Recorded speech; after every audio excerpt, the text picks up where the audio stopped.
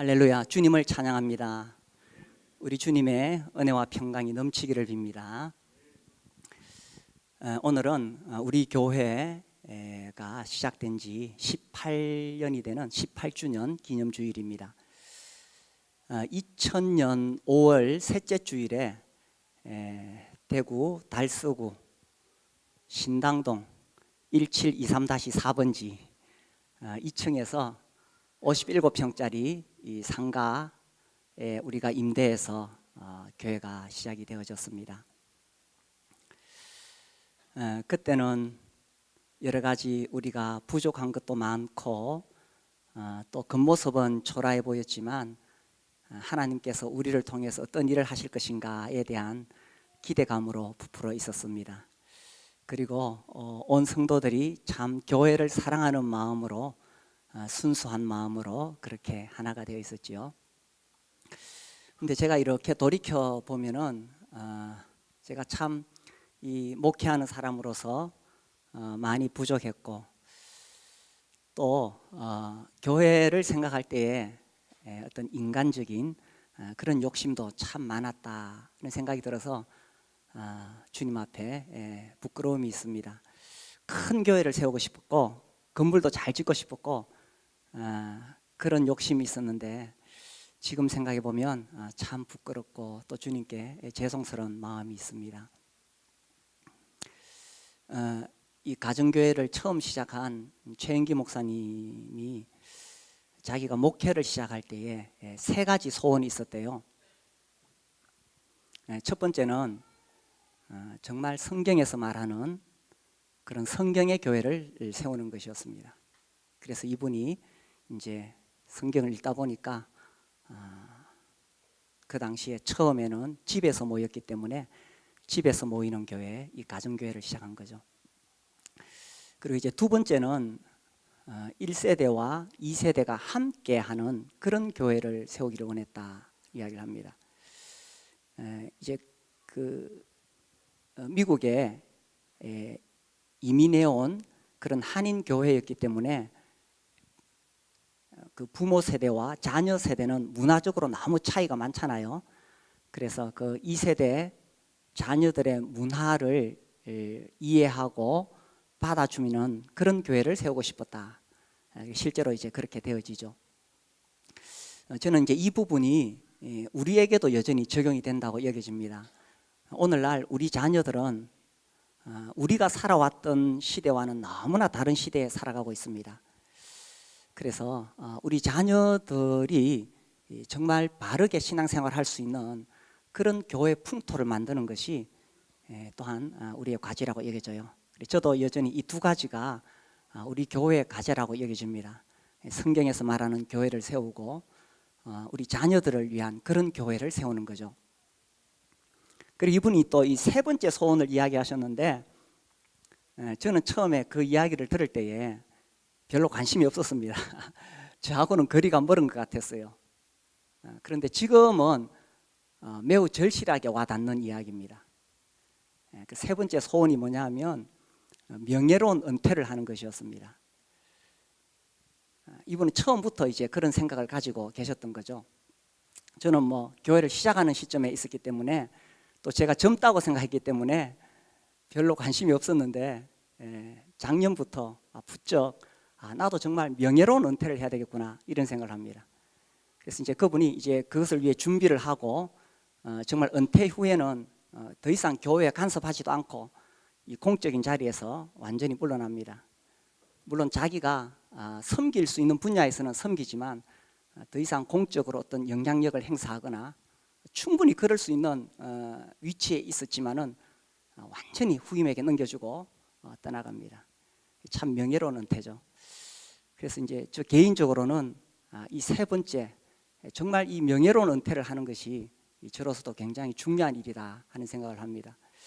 전에는 늘 우리 교회가 시작된 지 얼마나 되었느냐 이런 관점에서 봤는데 교회는 어차피 주님의 교회이고 주님께서 일하실 것이고 또 저 개인적으로는 이제 내가 남아서 목회할 수 있는 때가 얼마나 있는가 그런 생각을 합니다. 그래서 주님께서 허락하신 기간까지 그렇게 섬기고 명예로운 은퇴를 하고 그래서 다음 또 주자가 바톤을 받고 그런 개인적인 소원이 있습니다.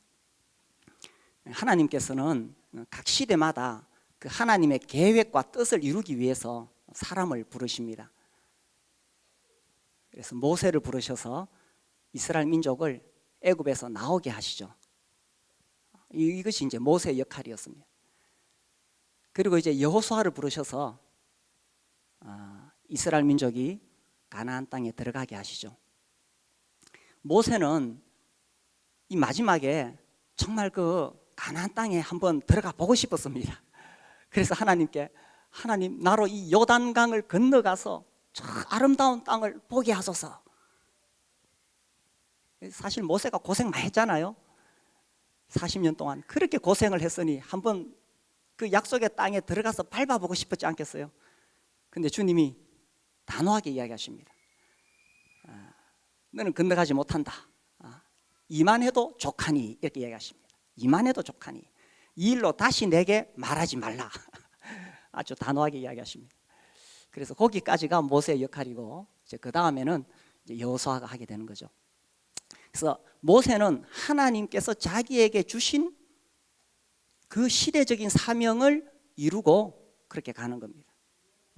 우리도 다 하나님께서 부르셔서 이 시대에 하나님께서 나에게 주신 그 사명을 다 이루고 가는 것입니다.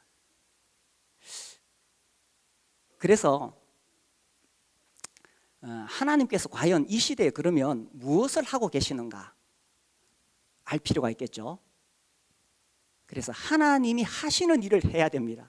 내가 무슨 비전을 가지고, 전에는 저도 늘 그런 생각을 했어요. 내가 비전을 가지고 있어야 되고 내가 주님을 위해서 헌신해야 되고 이런 생각이었습니다. 그런데 참 훌륭한 앞서간 선배들의 글을 읽고 하면서 지금은 그렇게 생각하지 않습니다. 내가 비전을 가지고 주님을 위해 사는 것이 아니라 주님이 하시는 일에 내가 참여해야 된다, 이런 것을 배우고 있습니다.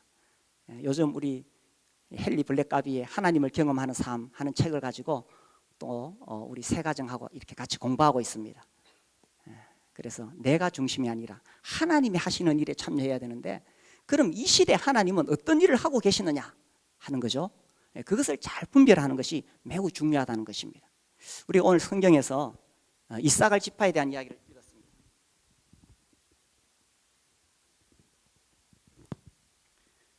여기 본문에 이사갈 자손 중에서 시세를 알고 이렇게 되어 있습니다. 시세를 알고, 그 시대 상황을 알고 뭔가를 해야 되겠죠. 그걸 모르고 이 세상이 지금 어떻게 흘러가는지 모르고 그렇게 열심히 살아서는 안 된다는 이야기입니다. 이 당시는 이제 사울 시대에서 다윗 시대로 넘어가는 격변기입니다. 과도기입니다. 하나님께서 사울을 왕으로 세우셨죠. 그런데 사울은 하나님의 뜻을 행하기보다는 자기의 뜻을 행하려고 했습니다. 그래서 사울을 보면 육신적인 사람의 아주 대표적인 것을 볼 수 있습니다. 자기 고집이 강하고 자기 자아가 강하고 자기를 드러내려고 하는 사람이죠. 결국 하나님께서 사울을 패하시고 다윗을 세우셨습니다. 다윗은 뭘 깨달았느냐 하면 자기 왕국이 아니라는 거예요. 하나님의 왕국입니다. 하나님이 통치하시는데 비록 자기가 왕좌에 앉는다 하더라도 하나님께서 이스라엘을 통치하실 때 그런 역할을 하는 그런 종이고 대리인일 뿐이었다는 것입니다. 하나님께서는 이 사울을 패하시고 다윗을 세우셨어요.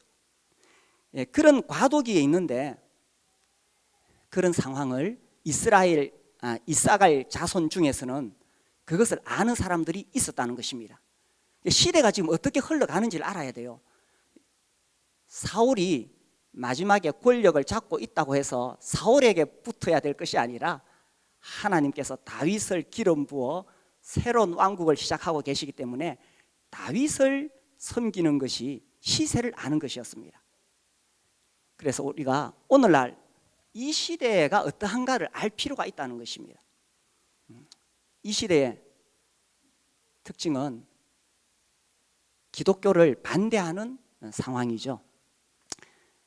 사실 기독교인의 수가 계속 줄어들고 있습니다.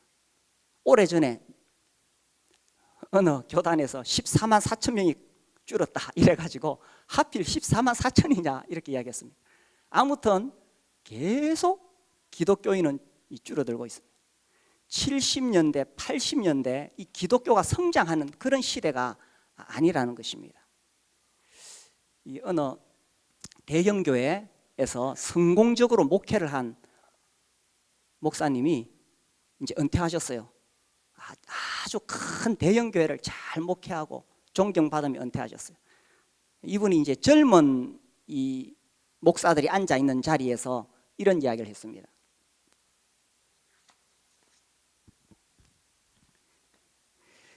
이 젊은 목사들에게 여러분을 보면 마음이 짠해집니다. 나는 좋은 건물만 지어 놓아도 사람들이 몰려오는 기독교 부흥기에 목회를 했습니다. 그런데 여러분은 한국 교회의 쇠락기에 목회를 하고 있습니다. 저도 한 30년 전에 시작했으면 좋았을걸요. 이게 현실입니다. 지금 유럽 교회는 웅장한 건물을 지어놨는데 젊은이들은 다 떠났습니다. 머리 허연 노인들이 앉아서 예배를 드리고 있습니다. 이게 저는 남의 이야기라고 생각해 왔었는데 지금 한국이 급속도로 그렇게 가고 있습니다.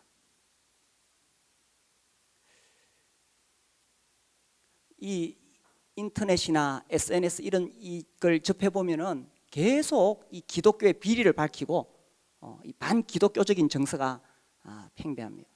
그런 것을 볼 때 세상이 말세다, 세상이 타락했다. 물론 그런 면도 있습니다만은 우리의 책임이 더 크다는 것입니다. 교회가 교회다운 모습을 보여주지 못하니까 그런 손가락질을 받고 있다는 거죠.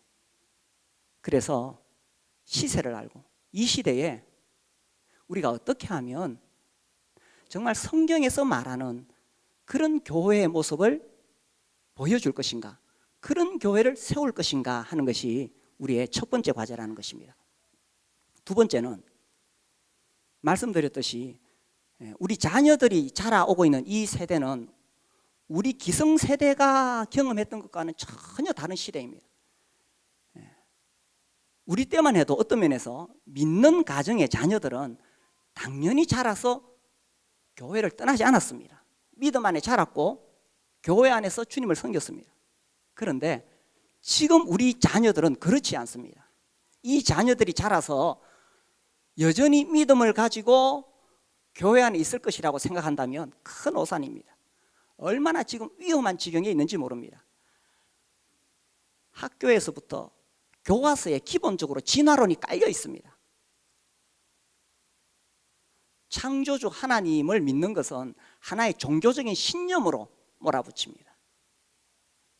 그리고 온 세상 분위기가 다원주의죠. 상대주의, 다원주의입니다. 절대 진리는 없다는 것입니다. 내가 좋아서 믿으면 그게 진리지 어떻게 절대 진리가 있느냐. 사실은 이것이 하나님께서 이스라엘 민족에게 싸우라고 하신 것이었습니다. 이스라엘 민족이 그 가나안 땅에 들어갔을 때에 당시에 이 고대 근동 지역에는 수많은 신들이 있었습니다. 그래서 그 이방 민족들은 다 자기 마음에 드는 그런 신들을 섬겼습니다. 마음에 든다는 것은 뭐냐? 풍요와 다산이죠. 돈 많이 벌게 하고 자식들 많이 낳게 하는 그런 신들, 바알과 아세다롯, 온갖 신들을 섬겼습니다. 그래서 어쨌든 이 땅에서 부자 되고 자식 많이 낳는 것, 그런 신들을 숭배했습니다. 여기에 대해서 하나님께서 이스라엘 민족에게 계속 강조해서 가르친 게 있습니다. 유일하신 하나님 여호와입니다. 하나님만이 유일하신 하나님이시다. 그리고 그 하나님께서 우주와 만물을 만드셨다라는 것입니다. 그 싸움에서 이스라엘 민족이 집니다. 그래서 결국 우상 숭배하다가 나라가 쪼개지고 아시리아에 망하고 남유다는 바벨론의 포로로 끌려가고 이렇게 되었던 거죠. 똑같은 일이 여전히 반복되고 있습니다. 오늘날도 교회에서는 창조주 하나님은 한 분이시다, 예수 그리스도를 통해서만 구원을 받을 수 있다라는 것을 가르치는데, 우리 자녀들은 다원주의 사상을 배우면서 자라가고 있습니다.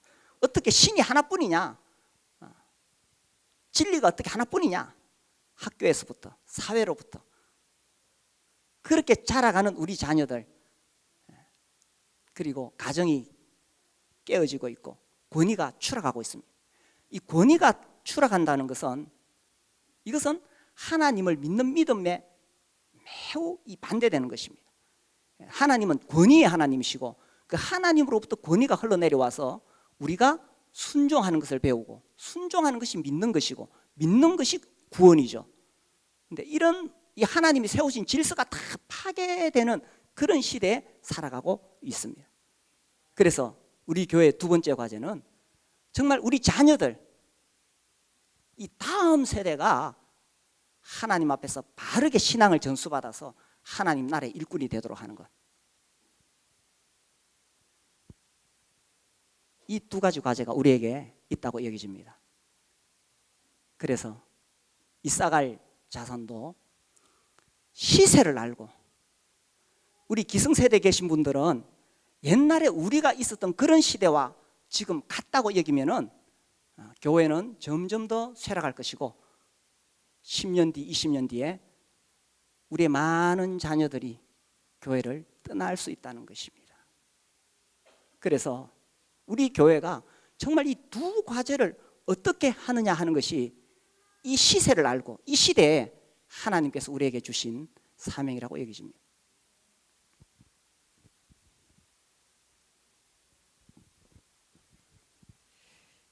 오늘 말씀해 보시면 32절, 이사갈 자손 중에서 시세를 알고, 두 번째로 이스라엘이 마땅히 행할 것을 아는 이라고 되어 있습니다. 이스라엘이 마땅히 행할 것을 아는. 시세를 알고 행해야 되겠죠, 그죠? 그렇지 않고 옛날 방식으로 그렇게 해서는 다 놓칩니다. 그 다음에 시세를 알았으면 마땅히 행할 것을 해야 된다는 것입니다. 그래서 마땅히 행할 것이 뭐냐, 이 첫 번째 과제, 이 시대에 우리가 어떻게 성경에서 말하는 교회를 세울 것이냐 하는 것입니다.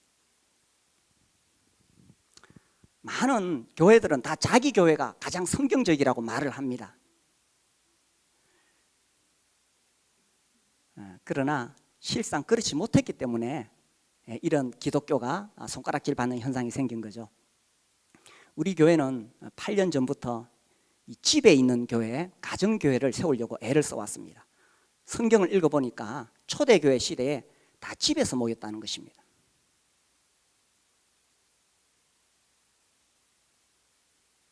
예수님께서 세우고자 하신 교회는 예수 믿는 사람들이 가족이 되는 그런 공동체였습니다. 그래서 형제라고 부르고, 성경에 다 형제라고 되어 있잖아요. 그리고 함께 밥을 먹고 함께 삶을 나누고 함께 말씀을 누리는 그런 하나의 가족이 되는 것이 예수님이 세우고 싶었던 교회였습니다. 그래서 우리가 신약 성경 읽어보니까 집에서 모였다는 거예요. 이게 이런 예배당에서 모이는 것과 집에서 모이는 것은 딱 느낌이 다르죠. 그런데 이 로마 핍박 시대를 지나서 이제 로마 제국이 기독교를 인정하고 콘스탄틴 이후에 이제 나중에는 이 기독교가 국교화되고 이렇게 하면서 건물 중심으로 교회가 변해졌습니다. 오늘날도 교회 가자 그러면 건물에 들어가자 이렇게 오해하고 있습니다. 그래서 이 집에서 모이던 그 교회가 건물 중심으로 옮겨지게 되면서 이 가족, 예수님이 세우고자 하신 그 가족 중심의 교회가 아니라 이제 이 건물이 오게 되고 시스템, 조직이 들어오게 되고 성직자와 평신도로 나뉘어지게 되었다는 것입니다. 그래서 우리가 정말 성경에 나오는 예수님이 세우고자 하신 그런 모습의 교회를 세우려면은 집에 있는 정말 가족이 되는 그런 교회를 세워야 된다는 거죠. 이 보통 교회들마다 다 소그룹을 하고 있고 구역 집회를 하고 있습니다. 구역 집회와 우리가 하는 이 집에 있는 교회, 목장의 차이가 뭐냐? 구역 집회는 그야말로 사람들을 관리하기 위한 것입니다. 그러나 우리가 정말 성경에서 발견한 것은 사람들 막 억지로 집에다 불러다 모아놓고 나오는 사람 안 나오는 사람 체크하고 그런 관리가 아닙니다. 정말 가족이 되는 것입니다. 서로를 섬기고 귀하게 여기고. 지난주에 우리 유설트 목장에 청년 형제가 군대를 갔습니다. 가면서 자기가 정말 제일 아쉬운 게 목장에 못 나가는 거라고 했다는 그 이야기를 들으면서 제 마음에 참 이렇게 감사가 되었습니다. 물론 청년들 목장이라는 어떤 특수성이 있긴 하지만 정말 함께 삶을 나누는 그것이 예수님이 세우고 싶었던 교회였다는 것입니다. 그리고 그곳에서 영혼 구원의 역사가 일어난다는 것입니다. 서로 사랑하면서 그런 섬김을 배워서 그래서 이제 믿지 않는 친구를 그 목장에 데려오는 거죠. 오늘날 교회 가자 그러면 사람들이 잘 받아들이지 않습니다. 그러나 자연스럽게 집에 가자, 목장에 가자 이렇게 안내할 수가 있는 것입니다. 교회가 존재하는 목적이 뭡니까? 교회가 존재하는 이유가 뭡니까? 우리 예수 믿는 사람들끼리 모여서 찬송하고 예배하고 서로 교제하고, 물론 그건 매우 중요합니다. 어떤 사람은 성경 공부가 가장 중요하다고 생각합니다. 어떤 사람은 이 찬송이 가장 중요하다고 생각합니다. 어떤 사람은 교제가 가장 중요하다고 생각합니다. 그러나 우리는 성경에서 예수님이 남기신 그 지상 명령이 가장 중요하다고 생각합니다. 마태복음 28장 19절 20절, 그러므로 너희는 가서 제자를 삼으라고 하셨습니다. 예수님이 세상을 떠나시면서 제자들에게 남기신 마지막 유언과 같은 말씀은 너희가 가가지고 믿지 않는 사람들에게 복음 전해서 제자를 삼아라. 그래서 영혼 구원하여 제자 삼는 것이 교회가 존재하는 이유라고 믿습니다. 우리 예수 믿는 사람, 구원받은 사람끼리 모여서 구원 파티하는 것이 아니라는 거죠. 저희들이 이 집에 있는 교회를 강조하다 보니까 적응하지 못하고 떠난 사람이 있어요. 참 안타까운 일입니다. 근데 이 떠난 사람들의 이 공통점이 뭐냐 하면은 영혼 구원에 대한 관심이 없어요. 자기는 이미 구원받았기 때문에. 그 목장에 지금 아직 구원받지 않은 영혼이 있음에도 불구하고 영혼에 대한 관심이 없어요. 예수님은 말씀하셨습니다. 99마리 양이 우리에 있더라도 잃어버린 한 마리 양을 찾기 위해서 목자는 산 넘고 물 건너 떠난다는 거예요.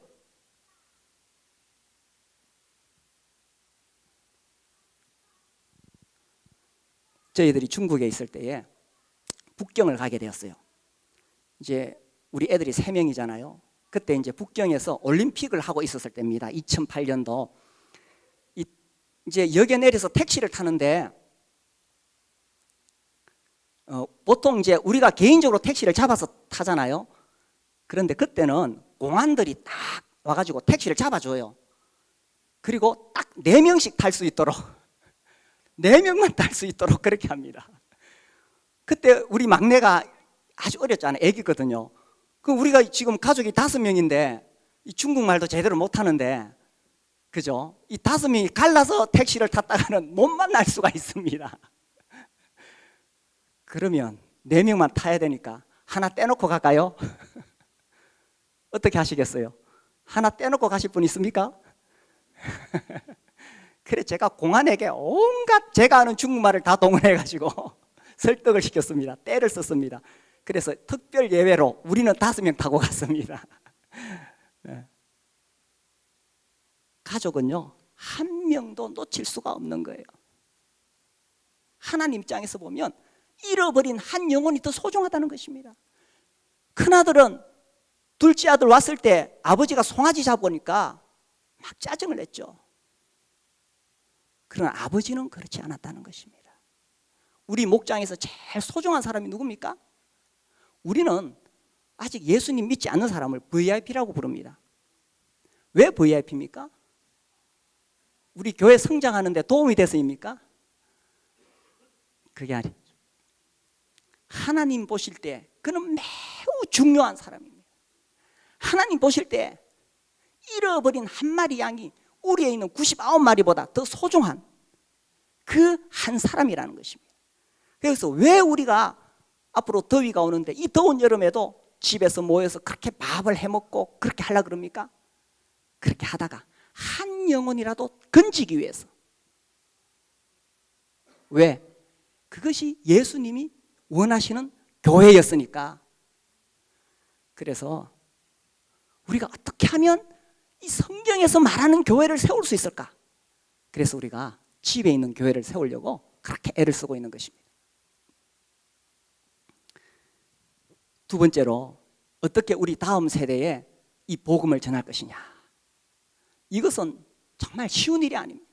오늘 이 말씀 암송하는 그런 간증을 우리가 들었습니다. 사실 그 자매가 저한테 여러 번 이야기를 했어요. 아이들에게 말씀 암송하는 거 어떻게 하면 되냐고, 어디서 그런 거 하는지 좀 가르쳐 달라고 하는데 제가 찾아보니까 잘 못 찾았어요. 그래서 제가 답을 잘 못 주니까 본인이 어떻게 찾아가지고 가서 훈련을 받고 왔더라고요. 그리고 우리 교회 몇 가정이 이제 함께 이 말씀 암송을 시작을 했습니다. 저는 이것이 참 정말 다음 세대를 향한 정말 대안이라고 생각을 합니다. 그래서 어려서부터 하나님 말씀을 암송할 때에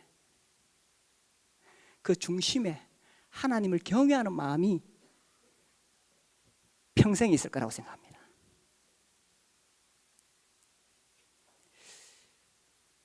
사실 인간적으로 볼 때에도 말씀을 암송하면 이 지능이 개발되게 되어 있습니다. 유대인들은 오전에는 토라 교육, 구약만 공부합니다. 특히 창출레미신. 그래서 성인이 되기 전에 이미 그 모세 오경을 다 외운다고 하죠. 머리 나빠도 신명기는 다 외운다고 합니다. 왜냐하면 신명기부터 외우기 시작하니까. 신명기가 뭐예요? 법이잖아요. 법. 논리를 배우게 되고 공정함을 배우게 되고. 그래서 우리가 아는 대로 유대인이 전 세계를 움직이고 있습니다. 노벨상 엄청난 비율로 받고 있고, 그죠? 석유, 뭐 정보, 뭐 다 이 유대인들이 장악하고 있습니다. 어려서부터 그렇게 교육을 받아왔기 때문이죠. 물론 우리가 어떤 그런 세상적인 성공을 위해서 하는 건 아니지만 여호와를 경외하는 것이 지혜의 근본이기 때문에 어려서부터 그렇게 말씀을 암송하고 그렇게 키우는 가정들이 우리 교회에 시작되었다는 것은 얼마나 감사한지 모릅니다. 제가 바라기는 이렇게 해가지고 정말 이 몇몇 가정들이 헌신해서 기독교 교육을 하는 홈스쿨을 하면 좋겠다, 이런 소원을 가지고 있습니다. 앞으로 10년 안에 그런 가정들이 일어났으면 좋겠습니다. 그리고 우리 교회에 사실 어린 아기들이 참 많은데 정말 감사한 일입니다. 그래서 이 교회적으로도 이 젊은 이 30대 40대 부부가 어린 아기들을 데리고 와서 좀 더 편안하게 예배 드릴 수 있는 그런 공간을 만드는 것이 매우 필요합니다. 아기를 키울 동안에 하나 키우면 최소한 3년, 둘 키우면 5년, 셋 키우면 7년, 그 기간 동안에는 주일날 나와서 제대로 예배를 못 드린다고 합니다. 그런데 엄마 아빠가 영적인 공급을 못 받으면 아이에게 어떻게 영적인 영향을 미칠 수가 있겠어요?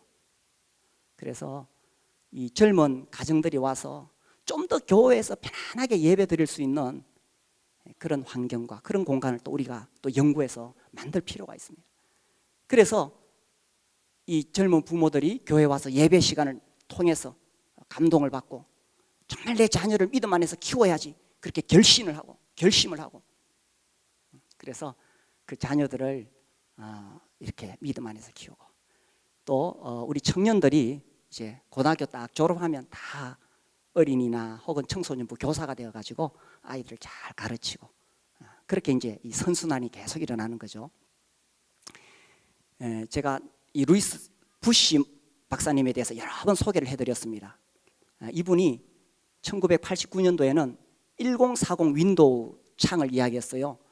그래서 정말 이 복음이 전해지지 않은 미전도 종족에게 복음을 전하자. 북위 10도에서 40도. 근데 이분이 20년 뒤에 새로운 방향으로 이야기하기 시작했다는 것입니다. 414. 4살에서 14살 사이에 있는 이 자녀들을 영적인 일꾼으로 키우자라는 것입니다. 근데 사실 영적인 일꾼 이전에 잘못하면은 교회를 떠날 수도 있다는 것입니다. 이런 위기에 오늘날 진정한 선교는 우리의 자녀들, 우리 청소년들에게 어떻게 하나님 말씀을 전하느냐. 이 선교라 하면 말이 다르고 문화가 다른 지역에 가서 복음을 전하는 것입니다. 그러니까 우리가 다 해외 선교를 이야기하죠. 물론 해외 선교 필요합니다. 그러나 우리 자녀들 정말 말이 다릅니다. 우리하고 말이 다르고요, 문화가 다릅니다. 그들에게 복음을 전하는 사명, 그런 사명을 가진 일꾼들이 이제 우리 교회에서 일어나기를 바라는 거예요. 그래서 이 두 가지가 18주년을 맞는 우리 교회에 이 시세를 알 때 우리가 마땅히 행할 일이 아니냐, 그렇게 여겨집니다. 우리 말씀을 보겠습니다.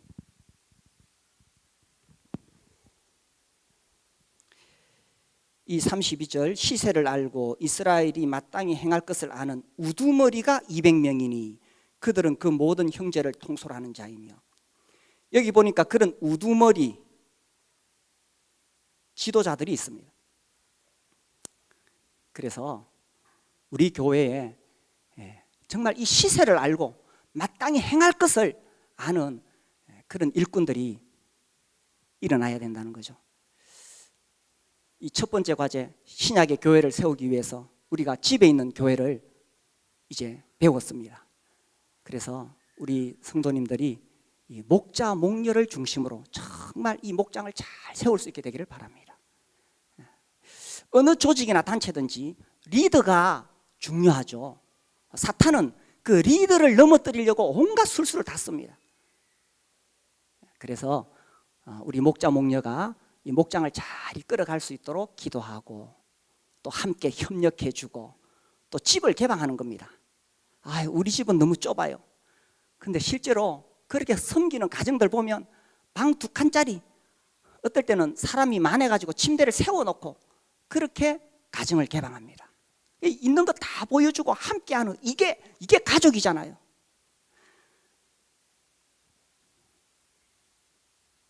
그리고 그 목자 목녀들을 격려하고, 이 목자 목녀가 좀 잘못하는 거 있다고 비난하고 이렇게 하면 위축돼가지고 그 목장은 망합니다. 그게 아니라 격려하고, 리더는 항상 격려를 받을 필요가 있습니다.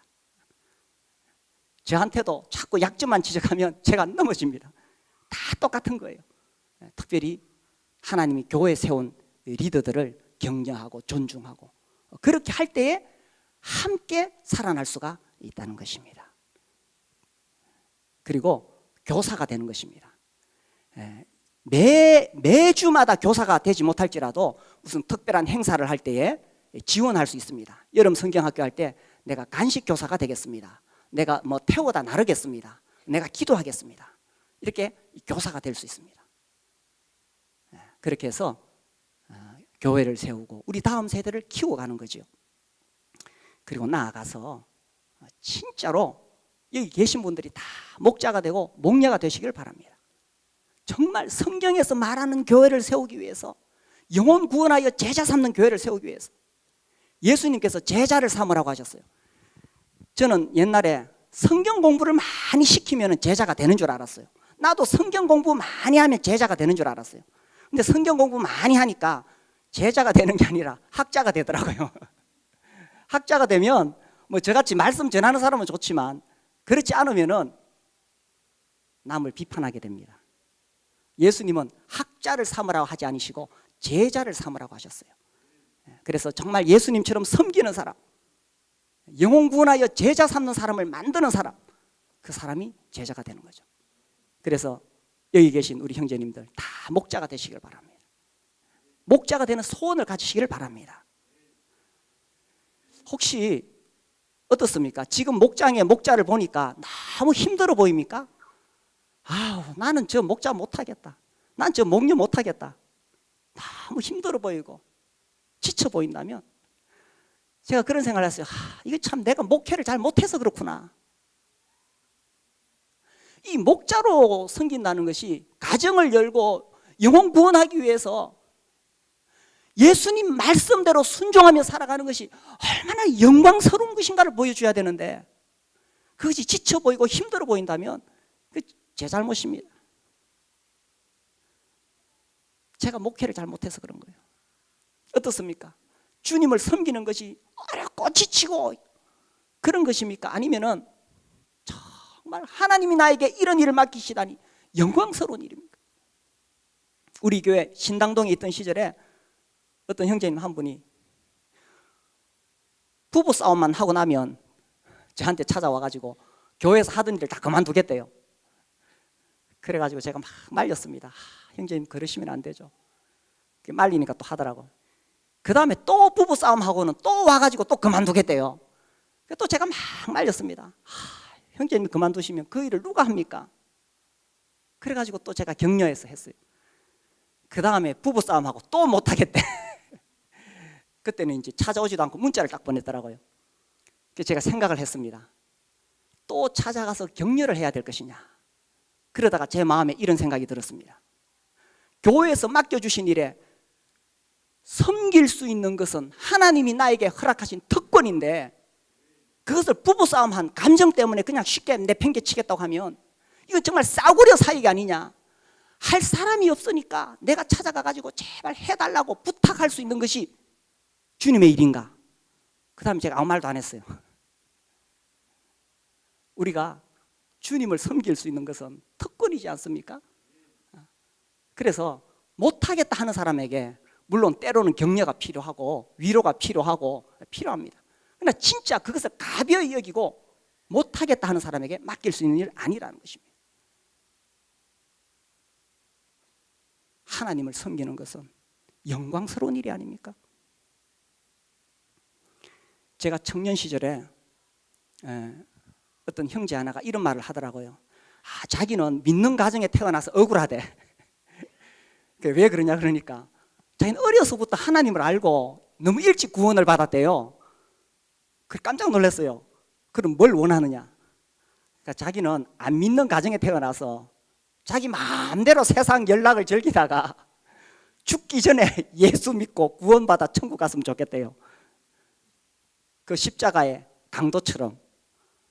제가 그 이야기를 들으면서 온갖 생각이 다 들고 혼란스러웠습니다. 이게 구원받은 사람이 할 소리인가 하는 생각이 들었어요. 어떻습니까? 그렇게 살았으면 좋겠습니까? 이 뭐 예수 믿고 구원받으니까 주일날 꽃놀이도 못 가고 또 뭐 술도 못 마시고 온갖 제약이 많습니다. 너무 일찍 구원받았습니까? 죽기 전에 예수 믿고 천국 갈 걸. 이것은 구원이 무엇인가를 모르는 정말 어리석은 것입니다. 구원은 단순히 죽어서 지옥 안 가는 것이 구원이 아닙니다. 성경을 펴보십시오. 죽어서 지옥 안 가는 것이 구원이 아닙니다. 구원받았다는 것은 하나님께서 나의 영혼, 나의 생명, 나의 인생, 나의 모든 것을 건져주신 것입니다. 내가 구원 안 받았으면 사탄의 노예가 돼서 사탄의 종이 되어서 세상 쾌락을 위해서 그렇게 살다가 가는 것이죠. 구원받았다는 것은 이제는 사탄의 사슬에서 풀려나와 하나님의 영광을 위해 살 수 있게 되었다는 것입니다. 그러니 구원을 받아도 더 일찍 받아가지고 더 일찍 주님을 알고 섬기는 것, 이것이 구원의 참된 의미를 이해한 것이 아니겠어요? 아버지는 밤마다 문 열어놓고 나간 자식 들어오기를 기다리는데 이 자식은 어느 날 집에 들어왔어요. 들어와서는 하는 말이 내가 너무 일찍 들어왔다. 좀 더 세상 연락을 즐기다가 들어올 걸. 집에 오니까 이거 뭐 내 또 아버지 잔소리 시작되거든. 10시 안에 들어와.